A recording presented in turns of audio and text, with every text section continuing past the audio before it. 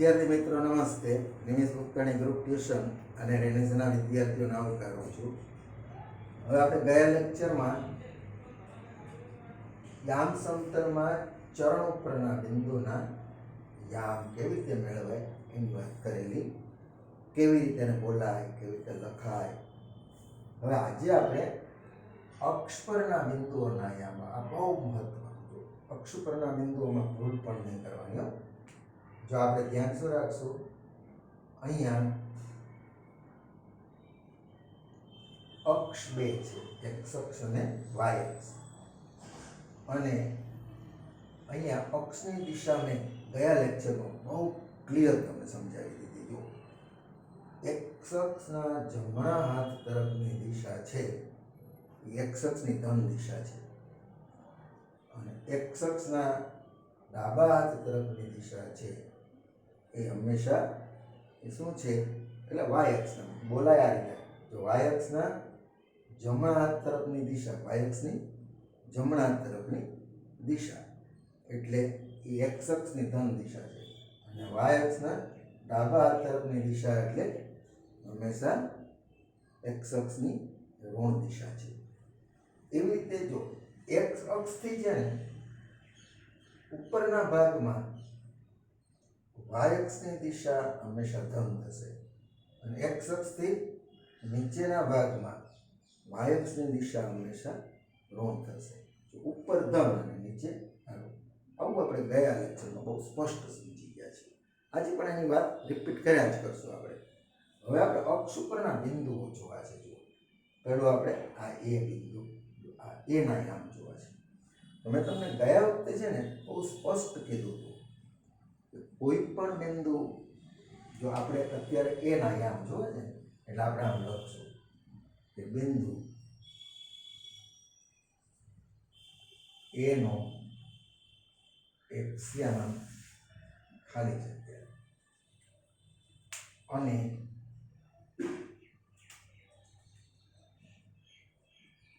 વાયયામ ખાલી જગ્યા. બરાબર? તો આપણે અહીંયા કોઈ પણ બિંદુનો એક્સ્યામ, તો મેં તમને ગયા લેક્ચરમાં બહુ સ્પષ્ટ સમજાવ્યું છે કે કોઈ પણ બિંદુનો એક્સ્યામ બોલવો હોય તો પહેલા અક્ષ તમારે વાય બોલવાનો. એટલે એક્સ્યામ તમારો જો એ બિંદુનો એક્સ્યામ બોલવો હોય તો વાય અક્ષની જમણી બાજુ એટલે વાય અક્ષથી એક્સ અક્ષની ધન દિશામાં. જો જમણી બાજુ એટલે કઈ દિશા થઈ? ધન. વાય અક્ષથી એક્સ અક્ષની ધન દિશામાં 4 એકમ અંતર. કેટલા? એટલે જે યામ થયો એ તમારો એક્સ્યામ થયો. એ બિંદુનો એક્સ્યામ શું થયો? આ 4. એટલે અહીંયા હું કાઉન્સમાં 4 બતાવીશ. અને હવે વાયયામ બોલવું છે ને, તો વાયયામ તમારે બોલવું હોય તો તમારું બિંદુ તો જો અહીંયા જ છે, એક્સ અક્ષ ઉપર જ છે. વાયયામ બોલવું હોય તો એક્સ અક્ષથી બોલવું પડે ને. એક્સ અક્ષથી હવે તમે જુઓ છો ઉપર કે નીચે તમારું બિંદુ છે? નથી, અક્ષ ઉપર જ છે. તો એક્સ અક્ષથી કોઈ પણ અંતર જો ઉપર પણ નથી અને નીચે પણ નથી, એટલે એક્સ અક્ષથી જો ધ્યાન રાખજો શૂન્ય અંતરે આ બિંદુ ક્યાં આવેલું કહેવાય? એક્સ અક્ષથી શૂન્ય અંતરે, અને વાય અક્ષથી 4 એકમ અંતરે જે બિંદુ આવેલું છે એ બિંદુ કહેવાય. એટલે એ બિંદુ ક્યાં આવેલું છે જો અહીંયા તમને લખી બતાવીશ. એ બિંદુ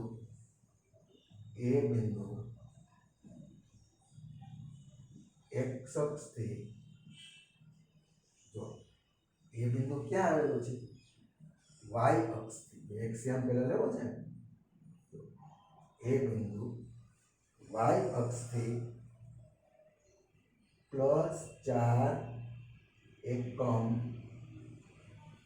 અંતરે અને એક્સ અક્ષથી 0 અંતરે આવેલું છે. એક્સ અક્ષથી 0 અંતર એટલે એક્સ્યામ 0 થઈ જાય. જો અહીંયા તમને વાયયામ કેટલો મળ્યો? એક્સ્યામ 4 અને વાયયામ 0. એટલે એ બિંદુ સ્પષ્ટ થઈ ગયું ને આપણા માટે. જો હવે તમને બી બિંદુ સ્પષ્ટ કરતા આવડે કે નહીં જોઈએ આપણે. જો બી બિંદુ ક્યાં છે? જો બી બિંદુ અહીંયા છે. હા, તો બી બિંદુનું સ્થાન એક્સયામ બોલવું હોય તો આપણે વાય અક્ષથી બોલવું પડશે ને. જો આ બિંદુ ઉપર ઉભા રહ્યો, આ બિંદુ જે છે એ ક્યાં છે? એક્સ અક્ષથી 0 અંતરે છે. જો આ બિંદુ, જો સોરી, આપણે એક્સએમ બોલવું છે ને, તો એક્સએમ બોલવું હોય તો વાય અક્ષથી બોલવું પડશે ને. આ બિંદુ છે બી, એ વાય અક્ષથી કેટલા અંતરે છે? વાય અક્ષથી, તો બિંદુ અહીં છે, એટલે આ બિંદુનું કુલ અંતર વાય અક્ષથી એક્સની દિશામાં, જો વાય અક્ષથી, જો અહીંયા જો ધ્યાન રાખજો, સીધા ક્યાં પડો છે? 0 ઉપર. એક્સ અક્ષની જમણી બાજુ પણ નથી જતું, વાય અક્ષની જમણી બાજુ પણ નથી જતું, અને વાય અક્ષની ડાબી બાજુ પણ નથી જતું. જો વાય અક્ષથી એક્સ અક્ષ તરફ 0 અંતરે જાય. જો ક્યાં જાય? નીચે પડો 0. એટલે બી બિંદુ ક્યાં આવેલું છે? બી બિંદુ વાય અક્ષથી 0 અંતરે, અને એનો વાય આમ જોવું છે, અને એક્સ અક્ષથી, જો આ બિંદુ, આ એક્સ અક્ષથી સ્થાન ક્યાં ઉપર છે કે નીચે? ઉપર. એટલે ધન દિશા છે કે ઋણ દિશા? તો ધન જ થાય. એટલે અને એક્સ અક્ષથી +5 અંતરે આવેલું છે. તો એક્સયામ શું થયો? 0. જો બિંદુ બી નો એક્સયામ 0 અને વાયયામ 5 થશે. વાયયામ કેટલો થશે? +5, એટલે 0.5. એટલે વાય અક્ષ ઉપર કોઈ પણ બિંદુનો પહેલો યામ 0 હોય, એક્સ યામ તો 0 હોય, કારણ કે હંમેશા વાય અક્ષથી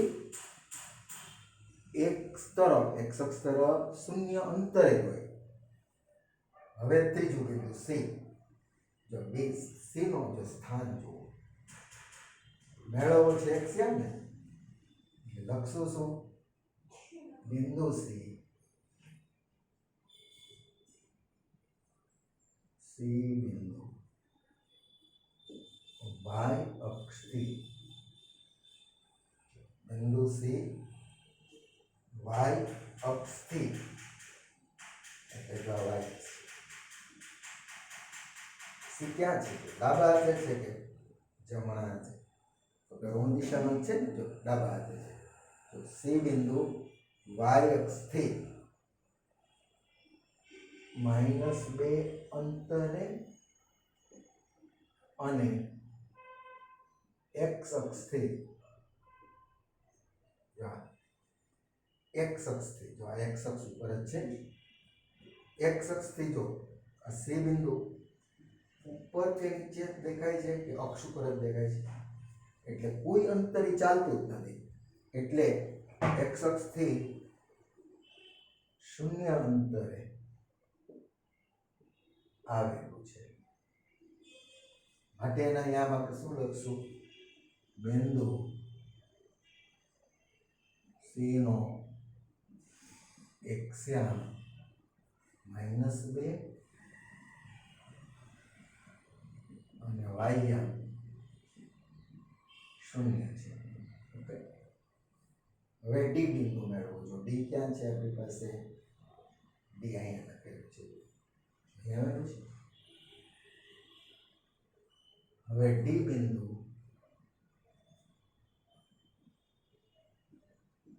એ વાય અક્ષથી, જો ક્યાં છે? આ y અક્ષ છે આખો આ ડી y અક્ષથી ક્યાં આવેલું છે જો આ ડી અક્ષ ઉપર જ છે બરાબર y અક્ષથી જવાનું x અક્ષ ઉપર જો x અક્ષ ઉપર જાઓ ક્યાં છે ક્યાં પડશો તમે શૂન્ય ઉપર પડશો ને જો ડી બિંદુ y અક્ષથી શૂન્ય અંતરે અને x અક્ષથી જો ડી ક્યાં છે x અક્ષથી નીચે છે કે ઉપર દિશા નક્કી થઈ ને ત્રણ દિશા x અક્ષથી -3 એકમ અંતરે આવેલું છે હવે અહીંયા એના યામ બનાવીએ જો બિંદુ ડી નો x યામ જો શું બનશે શૂન્ય બનશે અને y યામ શું બનશે -3 બરાબર શૂન્ય -3 જો હવે આપણે ઈ બિંદુ ડી પછી ઈ આવશે જો ઈ બિંદુમાં ધ્યાન રાખો જો ઈ બિંદુ y અક્ષથી જો ઈ બિંદુ y અક્ષથી કેટલા અંતરે છે જો y અક્ષથી ક્યાં છે એ જમણા હાથે છે ધન દિશા છે જો બિંદુ ઈ બિંદુ y અક્ષથી +2/3 એકમ અંતરે અને x અક્ષથી હવે જો x અક્ષથી જો y આમ જુઓ છે ને આપણે x અક્ષથી આપણું એ બિંદુ છે કે ઉપર કે નીચે x અક્ષથી દેખાય છે પૂરેપૂરું અક્ષ ઉપર જ છે ને પૂરેપૂરું અક્ષ ઉપર એટલે શૂન્ય કહેવાય અને x અક્ષથી શૂન્ય અંતરે આવેલું છે તો અહીંયા આપણે યામ બનાવશું ને બિંદુ ઈ નો x યામ જો અહીંયા આપણે ધ્યાન રાખશું ઈ નો x યામ શું થયો 2/3 છે ને 2/3 ઈ નો x યામ 2/3 અને y યામ શૂન્ય છે x અક્ષ ઉપર હંમેશા y યામ શૂન્ય થશે હવે આપણે f ઉપર આવીએ જો હવે f જો અહીંયા લખીએ ઉપર લખીએ f બિંદુ હવે તમે વિચારો બધા હાલો f બિંદુ એનું સ્થાન જુઓ જોઈએ y અક્ષથી જો x યામ મેળવવું તો y અક્ષથી જોવું પડે ને y અક્ષથી જવાનું x તરફ હવે જો y અક્ષથી જો x તરફ જઈએ તો આમ જશો તો તમે આંકડામાં ડાબા હાથ તરફ કે જમણા હાથ તરફ કે ડાબા હાથ તરફ તમે કેમ પડતા નથી પડો છો ત્યાં શૂન્ય ઉપર એટલે બિંદુ f બિંદુ એ y અક્ષથી શૂન્ય એકમ અંતરે અને x અક્ષથી જો x અક્ષથી 2 એકમ અંતર +2 એકમ અંતર ઉપર છે ને +2 એકમ અંતરે આવેલું છે અહીંયા પરિસ્થિતિ કેવી થશે ખબર બિંદુ f નો x યામ f ક્યાં છે y અક્ષ ઉપર છે બિંદુ f નો x યામ શૂન્ય અને જો હવે જો ધ્યાન રાખજો f નો x યામ શું આવ્યો શૂન્ય ડી આપણું ક્યાં હતું ખબર છે ને? જો ડી અહીંયા હતું, બી આ ડી વાય અક્ષ ઉપર જ હતું. જો બી એટલે એક્સનો શૂન્ય ક્યાં યામ. પછી જો આ ડી ક્યાં હતું? આ એક્સ્યામ શૂન્ય બિંદુ ડી આપણું ક્યાં છે? જો એ બી સી આ ડી. જો વાય એક્સ ઉપર જ છે, વાય એક્સ ઉપર બિંદુ આવશે એટલે હંમેશા એક્સ્યામ શૂન્ય જ આવશે. એફ ક્યાં છે? જો વાય એક્સ ઉપર, વાય એક્સ ઉપર 3 બિંદુ છે, બી ડી અને એફ. તો બી ડી અને એક્સ્યામ શૂન્ય જ આવશે એટલે બિંદુ એફ નો એક્સ્યામ શૂન્ય અને વાયયામ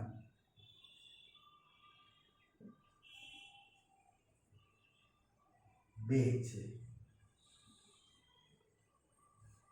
એટલે અહીંયા જો આ બધા જ પોઈન્ટ ઉપર આપણે અક્ષ ઉપરના બિંદુના યામની જો એક બહુ વ્યવસ્થિત વાત યાદ રાખીએ કે કોઈ પણ બિંદુ જો અક્ષ ઉપર હોય ને, અક્ષ બે છે, એક્સ અક્ષ અને વાય અક્ષ. કોઈ પણ બિંદુ અક્ષ ઉપર હોય ને ત્યારે તમારે યામ માટે જો યાદ શું રાખવાનું, તો વિરોધી યામ જો યાદ રાખવાના છે આપણે. જો તમે જ્યારે એક્સ અક્ષ ઉપરની વાત કરશો ને, બધી જ વખત ધ્યાન રાખજો, એક્સ અક્ષ ઉપરની વાત કરશો ને ત્યારે એક્સ્યામ અક્ષનો પોતાનો યામ છે ને એ આંકડો જશે. એક્સ અક્ષ ઉપર એક્સ્યામ આંકડો જશે, વાયયામ 0. એવી રીતે તમે જ્યારે વાય અક્ષ ઉપરની વાત કરશો ને તો વાયયામનો આંકડો હોવો જોઈએ અને એક્સ્યામ શૂન્ય થશે. એટલે આપણે જેમ ચરણ ઉપરના બિંદુઓ બોલતા શીખ્યા ને, અક્ષ ઉપરના બિંદુ પણ બોલતા શીખવું જોઈએ. એટલે કોઈ પણ બિંદુનો જો હવે આપણે એક નોર્મલ આ જી નામનું બિંદુ લઈએ તો કોઈ પણ બિંદુના આમ બોલવા હોય તો શું બોલવાનું? કોઈ પણ બિંદુના આમ બોલવા હોય તો એ બિંદુ કયા અક્ષ ઉપર છે અને એની દિશા કઈ છે એ નક્કી કરી અને પહેલા એક ધ્યાન રાખવાનું કે જો દિશા ઋણ છે, બરાબર છે, અને અક્ષ એક્સ અક્ષ છે એટલે એક્સ્યામી આંકડો થશે અને વાયમ શૂન્ય, બરાબર. કોઈ પણ બિંદુ એચ, ધારો કે આ એચ છે, એચ છે પહેલા દિશા નક્કી કરો અને અક્ષ નક્કી કરો. જો તમારો અક્ષ કયો છે? વાય અક્ષ. એટલે યાદ રાખવાનું કે વાય યામ શૂન્ય ન આવે કોઈ દિવસ. જો જે અક્ષ ઉપર હોય એ આંકડો જ આવે. એટલે કયા અક્ષ ઉપર છે? વાય અક્ષ ઉપર છે એટલે વાય અક્ષનો આંકડો અહીંયા શૂન્ય નથી નાખો. અને વાય અક્ષની દિશા પણ નક્કી કરો પહેલા. વાય અક્ષની દિશા કઈ છે? ધન છે, કારણ કે ઉપર તરફ છે ને એટલે ધન. જો નીચે હોય તો ઋણ. આવી રીતે યામ લખતા શીખવાય, બરાબર. અહીંયા અક્ષ ઉપરના યામ આપણે પૂરા કરીએ છીએ. એટલે જો 2 લેક્ચર આપણે ધ્યાન રાખવાના. અનિત્રાનો લેક્ચર એટલે ચરણ ઉપરના બિંદુઓ આપણે મેળવેલા.